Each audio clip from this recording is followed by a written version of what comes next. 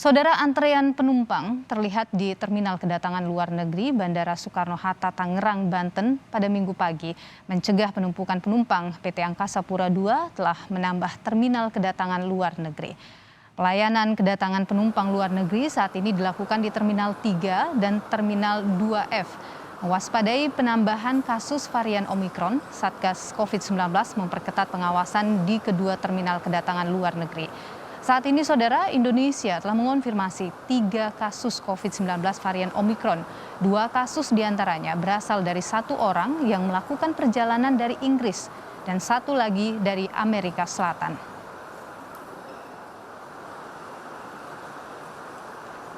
Saudara, informasi lebih lengkap terkait dengan kedatangan penumpang dari luar negeri di Bandara Soekarno-Hatta, Tangerang, Banten, kita tanyakan pada jurnalis Kompas TV, ada Abel Insani yang saat ini berada di Bandara Soekarno-Hatta, Tangerang, Banten. Abel, selamat siang. Mencegah penumpukan penumpang, PT Angkasa Pura II ini menambah terminal kedatangan luar negeri. Penumpukan penumpang ini semata-mata karena peningkatan kedatangan ataukah karena hal lain? Ya, selamat siang Nilus dan juga saudara. Sebenarnya kalau mengenai hal ini sebenarnya ada 2 penyebabnya ya. Yang pertama memang ada jumlah peningkatan dari orang-orang yang masuk ke Indonesia dari luar negeri, baik WNA ataupun juga WNI.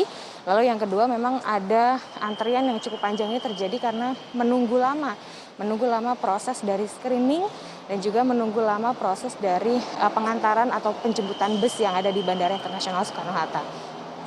Nah, kalau kita melihat jumlah peningkatan orang yang datang ke Indonesia, tadi saya sempat mengobrol dengan petugas dari Satgas COVID-19 yang ada di Bandara Internasional Soekarno-Hatta, yang mengatakan bahwa untuk saat ini memang terjadi peningkatan yang cukup signifikan. Bahkan jumlahnya ini ada sekitar 3.000 hingga 4.000 begitu. Dan tentunya dengan adanya jumlah ini harus menjadi perhatian yang betul-betul diperhatikan ya, karena Indonesia kemarin juga sempat sudah mengumumkan bahwa resmi ada kasus Omikron pertama di Indonesia, dan kita tentunya tidak ingin bahwa kasus ini menyebar cukup luas seperti itu. Dan namun ternyata pada kenyataannya bahwa di Bandara Internasional Soekarno-Hatta, tepatnya ada di pintu kedatangan ini masih ada aktivitas. Artinya masih ada aktivitas keluar dan juga masuk dari luar dan juga ke dalam negeri sendiri. Nah, kalau kita melihat juga di sini, tadi saya melihat ada beberapa yang dari mahasiswa ataupun juga dari orang-orang yang sudah bepergian begitu. Mereka mengatakan bahwa antrian ini cukup mengganggu ya, karena antriannya cukup panjang. Nah, mereka tadi mekanismenya menceritakan kepada kami adalah seperti ini. Mereka diminta untuk PCR terlebih dahulu. Setelah itu mereka diminta untuk menunjukkan kepada petugas yang sudah berjaga screening di belakang saya, bahwa nanti mereka diminta untuk menunjukkan hasil labnya, apakah mereka negatif ataupun juga positif. Dan yang paling penting adalah mereka tidak berasal dari negara yang 11 negara yang dilarang untuk masuk ke Indonesia. Tentunya kalau misalnya mereka dari 11 negara yang berasal dari, mereka dari 11 negara yang dilarang untuk masuk ke Indonesia, maka mereka nantinya akan dihukum atau diberikan sanksi, ya ini berupa deportasi. Nilu.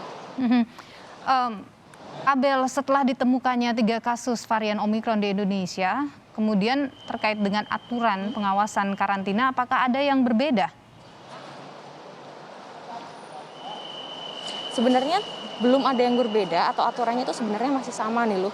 Jadi sebenarnya untuk orang-orang yang datang dari luar negeri, baik WNI ataupun juga WNA seperti itu yang datang, lalu mereka nanti akan diantarkan ke Wisma Atlet Pademangan ataupun juga ke hotel yang sudah direkomendasikan oleh pemerintah. Kalau misalnya mereka mahasiswa ataupun juga mereka pekerja atau tenaga kerja Indonesia yang dari luar negeri, maka mereka nanti akan diantarkan ke Wisma Atlet Pademangan. Namun kalau memang sifatnya mereka liburan begitu, maka mereka akan diminta untuk ke hotel untuk dikarantina. Ini loh. Baik, terima kasih informasinya Abel Insani, jurnalis Kompas TV langsung dari Bandara Soekarno-Hatta, Tangerang, Banten.